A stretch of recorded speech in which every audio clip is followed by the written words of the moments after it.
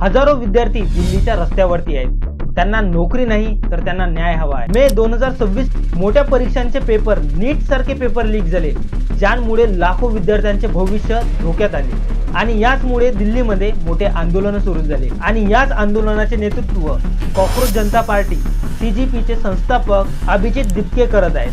त्यांच्यासोबत student federation of India SFI यासारख्या विद्यार्थी संघटनाही सहभागी आहेत. 28 जून 2026 ला लडाखचे प्रसिद्ध शिक्षण तज्ज्ञ आणि पर्यावरणवादी सोनम वांगचुक यांनी जंतर मंतरला भेट दिली आणि डायरेक्टली त्यांनी अनिश्चितकालीन उपोषण सुरू केले. आणि यांच्या एंट्रीमुळे, एका सहभागामुळे त्या पूर्ण आंदोलनाला खूप मोठ्या प्रमाणात गर्दी झाली. ज्येष्ठ नागरिक आणि सामाजिक संघटनेचा मोठा प्रतिसाद मिळाला. आणि 16 जुलैला माजी दिल्ली मुख्यमंत्री अरविंद केजरीवाल यांनी सुद्धा आंदोलनाला भेट दिली आणि त्यांनी शिक्षक मंत्री धर्मेंद्र प्रधान यांच्या राजीनाम्याची मागणी केली. 18 जुलैला वांगचुक यांचे उपोषण 21 दिवसावर असताना दिल्लीचे पोलीस त्यांना उचलून हॉस्पिटलमध्ये घेऊन गेले.